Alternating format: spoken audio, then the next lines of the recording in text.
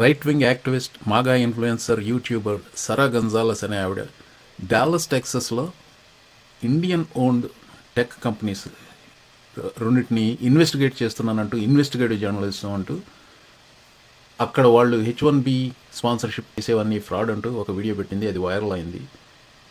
మినిసోటాలో Nick Shirley అనేవాడు Somali Americans వాళ్ళ day care సెంటర్లో ఫ్రాడ్ అని చెప్తూ చేసిన వీడియోలు చూసి అలాంటి నిక్ షెర్లీ టాక్టిక్సే వాడి MAGA influencers Indian owned technology companies మీద ఇన్వెస్టిగేటివ్ జర్నలిస్ట్ అంటూ మొదలు పెడతారు చూడండి అని నేను కిరణ్ గారు గత కొద్ది వారాలుగా చెప్తూ వచ్చాము. ఇది సరా గంజాలస్ చేసిన వీడియో మేము అనుకున్నట్టుగానే అదే టాక్టిక్స్ వాడి చేసింది. దాని గురించి మేము ఈ ఆదివారం నాడు చేసిన కార్యక్రమంలో చర్చించాము. జనవరి 25వ తారీఖు దాన్ని ఎడిట్ చేసి ఇప్పుడు మళ్ళీ మీ ముందుకు తీసుకొస్తున్నాను కొంత భాగం.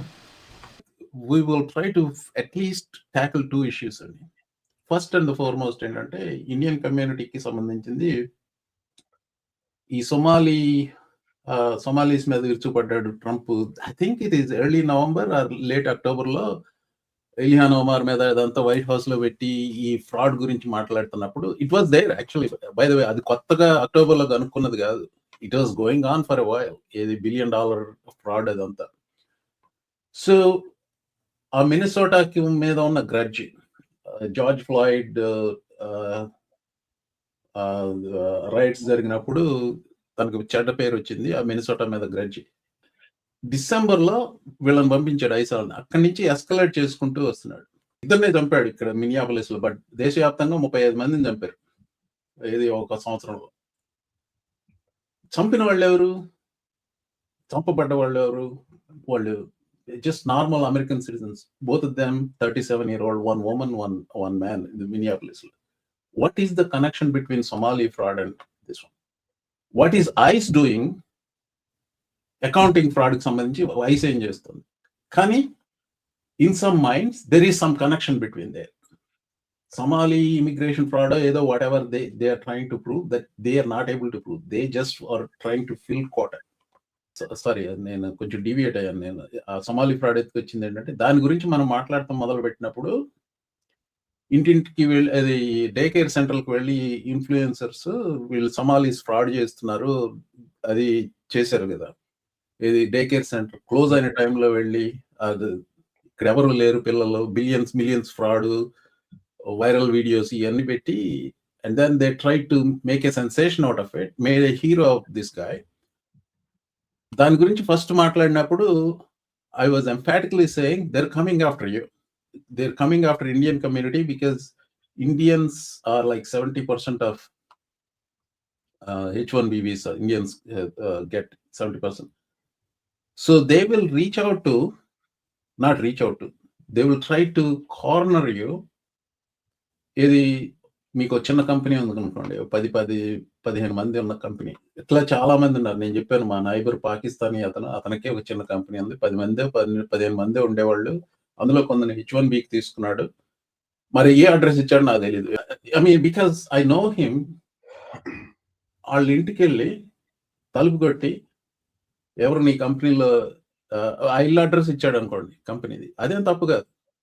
ఆ ఇంటికి వెళ్ళి తలుపు కొట్టి నువ్వు ఏది ఇక్కడ జనాలు ఉన్నారా లేదా, oh you cannot believe what you see అని చెప్పి మళ్ళీ ప్రొఫెషనల్ గా ఒక వీడియో పెట్టేసి దానికి లైక్స్ కొట్టేసి then they will preach a policy of what the government should do and should not do అని. దాట్ అది జరుగుతుందని చెప్పి అప్పటి నుంచి గట్టిగా చెప్తున్నాను, ఇతరులను చెప్తున్నాను, Indians are next. But that's happening now. That's one of the things we want to talk. So I will pause and let you put your thoughts in. అంటే దీనికి 3 రకాలుగా చూడాలి సార్. అంటే ఇప్పుడు మామూలుగా ఇండియన్ కమ్యూనిటీని టార్గెట్ కింద అనేది ఒక రకంగా పక్కన పెట్టేస్తే, ఇప్పుడు H1B కంపెనీ ఇంట్లోంచి నడిపించినప్పుడు, ఏదైనా కంపెనీ ఇంట్లోంచి నడిపించినప్పుడు, నేను కానీ మీరు కానీ ఒక కంపెనీ పెట్టుకుని ఇంట్లోంచి నడిపించినప్పుడు ప్రాబ్లం ఏం లేదు సార్. దానికి ఎవరు ఇన్వెస్టిగేషన్ చేయాల్సిన అవసరం లేదు. కాకపోతే ఎప్పుడైతే నా కంపెనీ ద్వారా, మా ఇంట్లో ఉన్న నా కంపెనీ ద్వారా H1B ఫైల్ చేసి మా ఇంటి అడ్రస్ LCL మీద పెట్టానో, ఎల్సీఏలో మీద పెట్టేది ఏంటంటే ఈ ఎంప్లాయీని నేను హైర్ చేస్తున్నాను H1B మీద, ఈయన ఈ అడ్రస్ లో పనిచేస్తాడు అని చెప్పి దాంట్లో చెప్తున్నాను. చెప్పినప్పుడు అది ఒక పబ్లిక్ డాక్యుమెంట్ లాగా అవుతుంది. H1Bలో ఉన్న కంపెనీలకి నార్మల్ కంపెనీలకి తేడా ఏంటంటే, H1B ఉన్న రూల్స్ లో, H1B ఇమిగ్రేషన్ దాంట్లో రూల్స్ లో ఒక సెక్షన్ ఏదో ఉందండి. ఆ సెక్షన్‌లో ఏంటంటే ఎవరైనా ఎప్పుడైనా మీ తలుపు కొట్టి ఎంప్లాయీస్ గురించి అడగొచ్చు అనేసి ఒక చిన్న క్యావియాట్ ఉంది. ఆ క్యావియాట్ వాడుకొని ఆమె ఆ ఇంటికి ఆ 2 అడ్రెస్‌లకి వచ్చింది. అలా ఆ 2 అడ్రెస్‌లే కాదు, అలా చాలా అడ్రెస్‌లు ఉన్నాయి అట్లాంటివి. అంటే ఇండివిడ్యువల్‌గా. కాకపోతే ఆయన దాన్ని హ్యాండిల్ చేసే పద్ధతిలో తప్పు చేశాడు. ఇంతకు ముందు ఎట్లా ఉండేదంటే అండి, హెచ్-1బీలకి మనం ఇండియా ఇప్పుడు నేను హెచ్-1బీ ఫైల్ చేశాను. మోహన్ గారు ఫైల్ చేశారనుకోండి. మోహన్ గారు మద్రాస్‌లో కౌన్సిలేట్‌కెళ్ళినప్పుడు కొన్ని రోజుల పాటు ఏం చేశారంటే, మీ కంపెనీ అమెరికాలో ఉంది గదా! ఆ కంపెనీ ఫోటోలు, ఆ కంపెనీ ఇంటర్నల్ ఫోటోలు అయి కూడా పెట్టండి అని చెప్పి అడిగేవారు కొన్ని రోజులు. అడిగిన తర్వాత లాస్ట్ టైమ్ ఎప్పుడైతే ట్రంప్ ప్రెసిడెంట్ అయ్యారో అప్పటి నుంచి ఏం చేశారంటే, మీ కంపెనీ ఉందా లేదా అనేది నాకు అనవసరం. ఎందుకంటే మీరందరూ కన్సల్టింగ్ చేస్తున్నారనేది మాకు తెలుసు. సో, ఇప్పుడు మోహన్ గారు అనేవారు నువ్వు కన్సల్టెంట్‌గా తీసుకున్నావు. కరెక్టే. సో, మోహన్ గారు ఎక్కడ పనిచేస్తారో ఆ కంపెనీ ద్వారా వచ్చిన కాంట్రాక్ట్ అంటే ఇప్పుడు మిమ్మల్ని నేను ఒక యాపిల్ కంపెనీలో మిమ్మల్ని ప్లేస్ చేస్తున్నాను నేను. చేసినప్పుడు యాపిల్ నుంచి మోహన్ గారు అనే ఆయన నాకు కావాలి. ఈ 2 ఇయర్స్ కాంట్రాక్ట్ ఉంది అని చెప్పి నాకు ఒక డాక్యుమెంట్ ఇస్తాడు. సేయింగ్ దట్ లైక్ మోహన్ గారితో నాకు కాంట్రాక్ట్ ఉందని. నేను ఆ 2 ఇయర్స్ కాంట్రాక్ట్ ఉంది అని చెప్పి నేను నా అప్లికేషన్ హెచ్-1బీ ఎక్స్‌టెన్షన్‌లో గాని, హెచ్-1బీలో గాని ఫైల్ చేసినప్పుడే మోహన్ గారికి ఏం చేస్తున్నారంటే ఓకే. ఈ డెస్టినేషన్ కంపెనీలో 2 ఇయర్స్ కాంట్రాక్ట్ ఉంది కాబట్టి, ఈ 2 ఇయర్స్ వరకు మోహన్ గారికి హెచ్-1బీ ఇవ్వచ్చు అని చెప్పి ఆ లెవెల్‌లోనే ఇస్తున్నారు. అంటే the owners of your H1B extension నా దగ్గర నుంచి మూవ్ అయిపోయి, నేను కాంట్రాక్ట్‌కి పంపించే కంపెనీకెళ్ళిపోయిందది.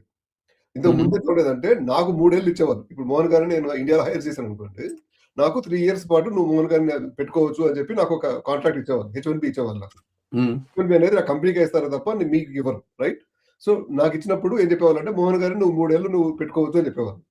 లాస్ట్ టైమ్ ట్రంప్ గారు చేసిన రూల్స్ చేంజెస్‌లో ఏం చేశారంటే, మోహన్ గారిని నువ్వు అమెజాన్‌లో ప్లేస్ చేస్తున్నావు కాబట్టి, అమెజాన్‌కి నీకు ఉన్న కాంట్రాక్ట్ ప్రకారంగా ఎన్ని రోజులుంటే అన్ని రోజులు ఇస్తాము అని చెప్పారు. హ్మ్. ఒకవేళ నాకు 6 మంత్స్ ఇప్పుడు కొన్ని కంపెనీలు ఏం చేస్తాయంటే అమెరికన్ కంపెనీస్ 6 మంత్సే కాంట్రాక్ట్‌లు రెన్యూ చేస్తాయి. ఎవ్రీ 6 మంత్స్ రెన్యూ చేసుకుంటూ వెళ్తాయి. సో, దాంతో నాకు ప్రాబ్లమ్ ఏమవుద్దంటే ఎవ్రీ 6 మంత్స్‌కి మీకు హెచ్-1బీ చేసుకోవాలి.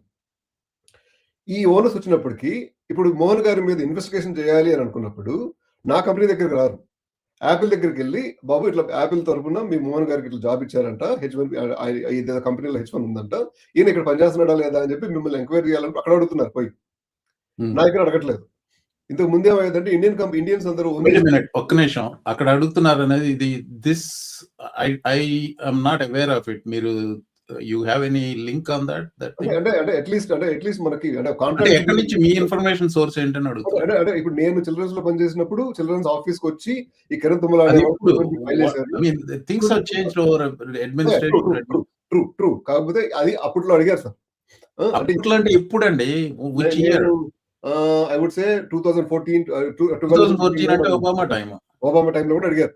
ఆ ఓకే. తర్వాత దట్స్ ఫెయిర్. ఐ మీన్ ఆ తర్వాత ఇప్పుడు అడుగుతున్నది ఏంటంటే ఇప్పుడు కంపెనీకెళ్ళి ఆ సరా అడగకపోయినా గొంజాలస్ చేసిన కంపెనీ లెటర్ వీడియో హెడ్ మీద మీ కంపెనీకి, వైరల్ ఆ అయిన కంపెనీకి ఉన్న వీడియో గురించి కాంట్రాక్ట్ డాక్యుమెంట్ మాత్రం గ్యారంటీగా అడుగుతున్నారు. చాలా ఫైలింగ్ కూలంకషంగా విచ్ ఈస్ చర్చించామండి ఆల్సో నేను, fair. I Kiran, think it is Murali there ఫెయిరే. ఇస్ గారు. నథింగ్ రాంగ్ ఇన్ ఫెయిరే ఇట్. అనట్లేదు. వేరే వీడియో ఫెయిరే. ఆల్రెడీ పెట్టాను. అడిగి ఆ ప్రకారంగా If you ఇస్తున్నారు. haven't watched it, అందుకుని ఇప్పుడు please do. ఇండివిడ్యుయల్స్ కంపెనీలనేవి పబ్లిక్ ప్లేస్‌లో ఒక కంపెనీగా పెట్టుకోవాలి అనే థాట్ లేకుండా ఇంట్లోంచి పెట్టుకుంటున్నారు. హ్మ్. సో, అది మూవ్ అయింది అది కొంచెం. అంటే ప్లస్ 2000, 3000 మిగులుతున్నాయి కదా అని కూడా అనుకుంటున్నారు. కకృతి పడుతున్నారు. మన కంపెనీ యాహ్! అక్కడ నడపాల్సిన అవసరం లేదు. ఇంట్లో నడుపుకోవచ్చు అని. వెల్ దానికి అది సెకండరీ టాపిక్ కింద వద్దాం. How the Indian community should first of all behave and adapt. 2 things behave and adapt. మీరు చెప్పే హెచ్-1బీ గురించి what is the viral video నేను పెట్టిన దానికి ఐ మీన్ యూజువల్‌గా మనం పెట్టే వీడియోలకి 2000 వస్తే ఎక్కువ. But this one vent almost more than 5000 వెళ్ళింది. So I want to give more focus on దాని గురించి ఎక్కువ మాట్లాడతానని చెప్పాను.